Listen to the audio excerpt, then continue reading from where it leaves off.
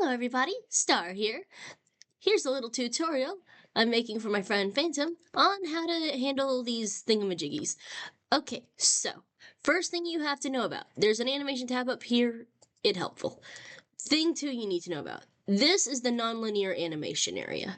This will hold multiple animations since I know you specifically are working on a game, but if you just want multiple animations in general, you're gonna need this. Same applies if you're gonna make one of those 2.5D VTubers, they need this.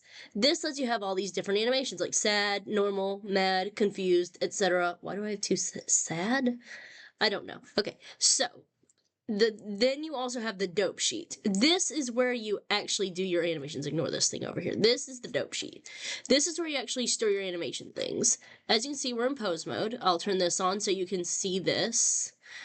These are the bones.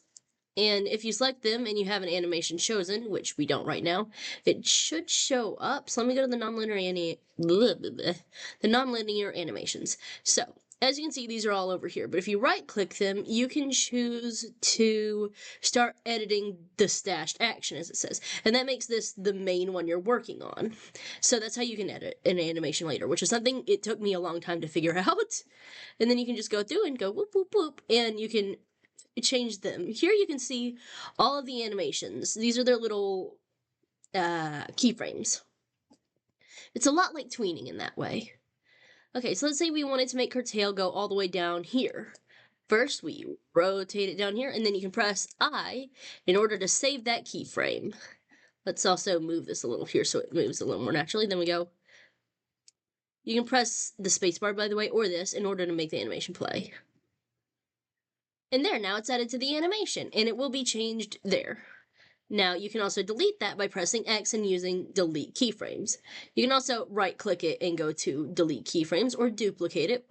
Also shows that you can use Shift-D or insert keyframes with I. There's also other types of keyframe types, and I haven't used those, but they might be useful. I think this is for the easing in and easing out, but I don't know. I haven't used this. You mostly don't need to know all that, but you can look into it more if you're curious, because they might make animating easier. As you can see, all of the parts are actually separate on her, so that way some parts can move more freely, but they all go on the same skeleton. It still is all one skeleton, which makes it nice and easy to do. I think you can also animate, what's the word? Shape keys? Let me see. If I add a shape key, and I just use one that goes, I don't know, or we'll say that's the shape key. And we go I, and then we go here, and we do this. I think it'll do something. Okay, it did not. Okay, how do I save that? Okay, wait, okay, this little dot next to this will animate a shape key, which is good if you want to make it right. Okay, there we go, so that's how you animate a shape key if you need to do that. So let's go back to the nonlinear animation. We're still animating the sad animation, so as you can see, those two have combined. Now, if we want to stop editing it, we do this. We right-click it, and we do stop editing stash thing. Now, how do you add a new one? You click this, and you click new, and it should have a new animation here. You can't see it, but it should be there, I do believe.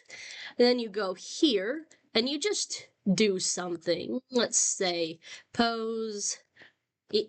Oh, her whole face stayed behind. Okay. Wimp, wimp.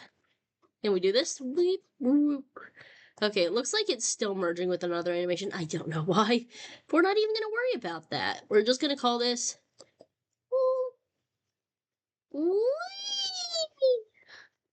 And we're going to click this button. Now we have the Wii animation. And this will be exported into your Gudo game whenever you mess around with it.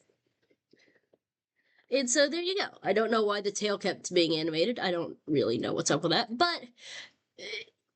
don't worry about that. That probably won't happen to you, and if it does, we will figure out a way to fix it. You can just edit the keyframes related to the tail and fix them. It probably just has them there. Let me, check that, actually. I can probably fix that.